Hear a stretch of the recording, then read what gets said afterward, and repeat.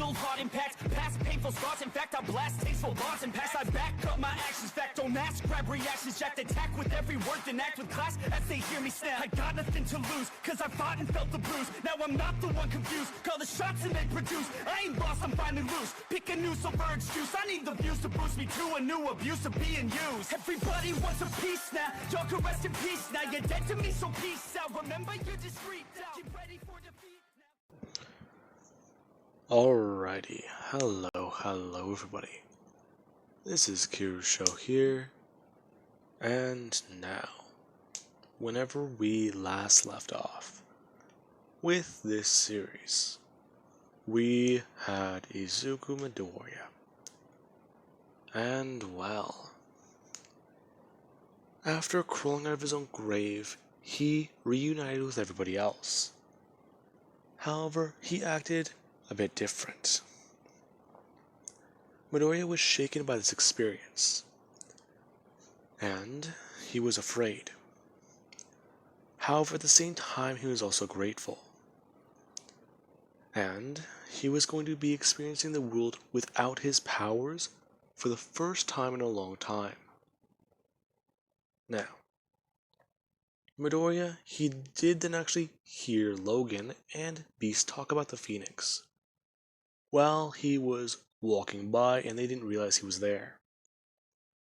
He did then actually run into Laura, who she knew something was going on. However, she didn't really want to investigate it at the time. And she didn't realize it was Izuku's return. Now, she sat down with him and told him the truth, what everybody is hiding from him. Now, Midoriya was angry about all of this. However, learning that he would destroy the X-Men and all the mutants in the world, it almost, well, made him understand. He was so numb with rage, he just doesn't know how to process it. And Laura told him the best way he can. Get out of here. Get out of here and leave for a little bit of time, that's it. That's all he can do. Now, she stole the keys to Logan's motorcycle, and she then taught him how to drive it, before sending him on his way. Them having a goodbye, and Midoriya learning a bit more about her past. And, well, Midoriya was thankful that she was able to trust him, and that she could understand him. Now, Midoriya did then leave. He didn't really know where to go. All he really had was his phone and a tank of gas. So where else did he decide to go? Well, that was easy. He tried to find what he's heard about before, a place for mutants. And after looking it up, he just found that it was, well, the next city over. And he went. Off he went. Now, that was last night. As we do cut to the next morning where Logan found out his motorcycle was missing. And Midoriya, he actually does arrive at the neighborhood. As he does begin to start looking around. Now, Midoriya did ask around if this was the place for mutants. Some people shutting their doors to him, and others looking at him with a bit of disgust. Until Midoriya did ask a man with a hat on. Now, the man did look at Midoriya, after he did flick his hat upwards so that he can see him. Why yes, young man, this is the place for mutants. Who might you be? Oh, nobody. I'm nobody. Izuku, it's not really that good to lie. How do you know my name? Are you a telepath? Oh, no, kid. I can't even read your mind. I've already tried. Listen to me. Well, Just call me Mr. M. Mr. M? Really? Yup. Now, him then snapping his fingers. As Midori would look around, realizing that the area around them changed a whole lot. Hmm? Where are we? Oh, don't worry about it. I just moved us a little bit around. Hmm? But I don't understand. Do you have a teleportation mutation? Hmm? Oh no, no, not like Kirk. How do you know him? Because you do. Now, he would then stand up and tell Midori to come along with him now and to pick up the bike.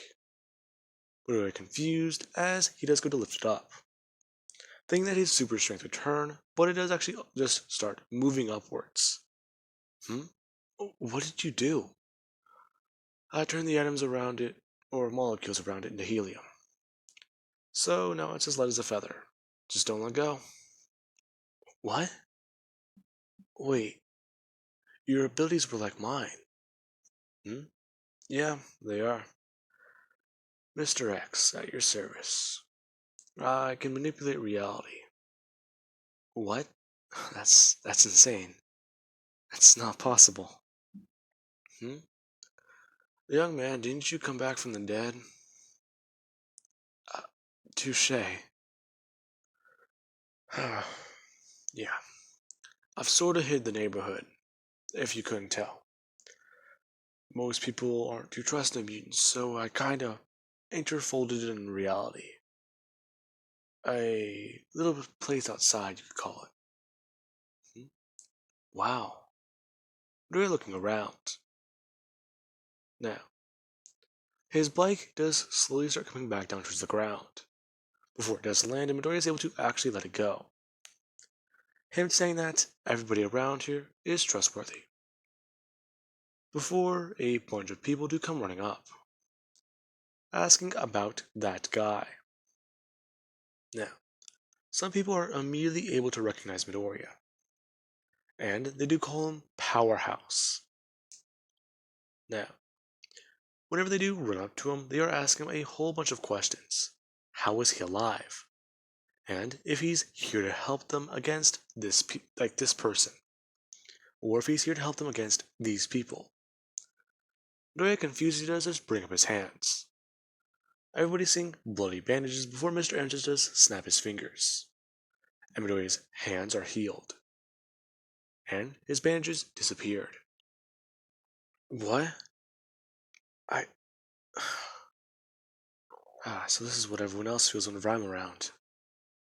Hmm. Don't go bothering the kid too much. For right now, he's normal. Hmm? Normal? What's that supposed to mean? Oh, you know what it means. His powers aren't working. So just give him some space. Trust me, the boy needs it. Now, I don't know why I'm giving him a cowboy like accent. I just think it just sounds good. I'm just doing it because I want to. Anyways, now, I don't know. I feel like he would talk like that from the way he looks. Anyways, now, picking up where we left off, Midori does get walked around by Mr. M. And being able to see that not only does Mr. M basically create their food, but he also does give people things to do. This is basically its own little town for them to survive in. They have their own gardens, they have their own library, they have their own this and all this. Basically, any way to entertain themselves. And that Mr. M, he does sometimes use his powers for little things. But with everything going on, he is actually starting to do a lot more. Now, Midoriya does understand this. And he does ask if he can stay here for some time. Hmm? Kid, I already knew that you were going to ask me that before you even showed up here. him saying that his room is over there, as Midoriya does turn and see an apartment building form, and it's quite confusing. Him walking over and going inside. Before he does just have a key appear in his hand, and does head up to the room and find a fully furnished room with certain things for him. Now, Midoriya does look around the room, before just pulling out his phone and going to set it down, as he does grab the charger that is right there, plugging it in and then trying to plug in his phone, thinking that it won't work. However, it does. Now, Midoriya would actually then go to sit down at the desk, and when he does pull it open, he does find that a lot of stuff he had at the mansion is currently there, along with a note that does just say that these are copies, not originals. So they are blank. Now, Midoriya, he actually does go to pick up a laptop, and just think, huh, this is what Mr. Stark gave me after New York. Midoriya then just setting it down and going to open it up, before he does just start looking online. Now, Midoriya, he does look at certain information, and try to look into himself, learning that Genosha, not only did they host an event, the day after, they've also been celebrating every single month on the day that they've lost 50,000 mutants, and that a memorial was put up at the site. Now, with that being said, Midoriya does also see footage of what happened, him fighting against Ultron, and he does watch as the unfiltered footage does go on in front of him being stabbed, electrocuted, and killed, before he does just pause on the freeze frame of his face, and the way his body did look. His arms, they morphed into something, along with a part of his chest and a part of his face, and then all that power he let out. Now, Midoriya would see the backlash of his power. Him watching all of his abilities unfold all at once. And the camera is fried because of his power. The footage then cutting to the sky, where a helicopter pilot does have to steady the chopper. And he does then watch Jean Grey was then flying away because of the psychic backlash. And apparently, from what he does know, she's been in a coma ever since. Or at least a comatose state. And then you do have the Avengers who do show up. Now, Midoriya would watch as these two, or two Avengers specifically, do come walking up. Iron Man and Captain America. Iron Man analyzing the robot, and then apparently looking to stare at it. In reality, he's making a phone call, but Midoriya does not know that. Before he does, then just bring his hand up to his ear, as it looks like he's confirming something. As Hulk and Thor do walk over, picking the thing up as Captain America would pick up Izuku. Now, they would all watch as they take away the robot and are stopped by Magneto. And whenever Midoriya is handed over to Wolverine, you do see Captain America, who he does have a tear run down his face, thinking about how the young man defended his country, or a place he calls home, and he was willing to fight to the bitter end. A soldier you could be proud of. Now, Midoriya then just does close the laptop. And he does bring his hand up to his heart. And he does at least check it. It's still there. It's still beating. Damn it. Why? Why? What are you just thinking? As there's a knock on his door. Midoriya going to wipe away his tears. Before standing up and going over to answer it.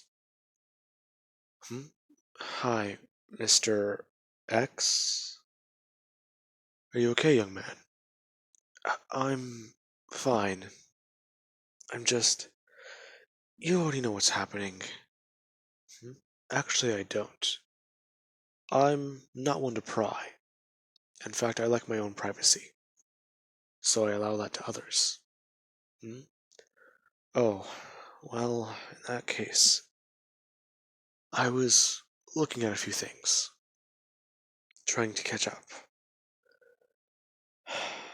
And it's difficult, you know? Hmm. I somewhat understand. I don't really like to pry about my own past to other people. So I can really just tell you I do know what you're going through. Now, he does then explain to Midoriya that he knows that he did just arrive here. But he should know. Starting tomorrow, he will be given a few things to do, or at least a list. If he can't do them, come back to him. He'll be at him saying this building, and talking about how they can find something for him to do. As he does ask Midori if he really does know anything. Hmm? I mean, I do know Genoshin. Uh, that's actually very good. Well, I believe that you could help some of the kids then. They still do need to polish up on that. And since they're young enough, I think that it could help. Hmm? There's children here? Yes, young man. That's why we take the precautions to keep this place so safe and secret. Because, well, we don't want to lose any of them. Their time is precious with their powers. Hmm? What? Hmm? Nothing. Never mind. It's just time's running out for everyone. Oh, okay. I don't understand. Hmm? Maybe you will one day, young man. But for right now, I'll leave you to it. Now, he does then walk away. As Midoriya, he does just walk over to the computer once again.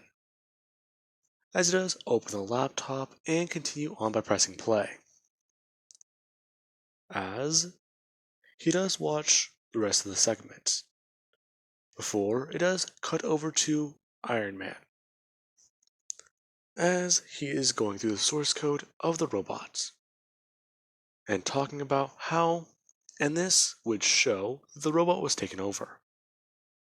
Now, you do watch as Ultron is blowing his way through a facility, blasting away and killing everyone in his way, as he would upload himself to the robots, and it does then take off, along with a few others that were stationed at the facility. Now, you also do then have Hank Pym, who he is saying that he has been trying to find a way to shut that thing down for years. However, it does have a backup, and that he's very sorry for the nation of Genosha for creating that monster. Now, Noria does get angry by this. That guy created a killer robot, and he's not in jail for murder? Now, the interviewer does ask this exact question. Why did he create the robot? As he would give his reason. And then explain that the project was abandoned, and he thought that he shut it down. However, sometime in between this period and this period, the AI gained sentience itself and turned itself back on. He doesn't exactly know how, but he created a sentient being. Now, in reality, he does know how he did it, but if he does explain it, he could get himself in a bit of trouble, since he did have to basically scan his own brainwaves and copy them into an AI. Now, this was also done with the help of a telepath. Now, Midoriya does watch this, and he's pretty pissed. Him deciding to go out and take a walk, and meet a few people who are around the area. Now, with that being said, I do hope you guys enjoyed. Have an amazing night. Catch you guys in the next part.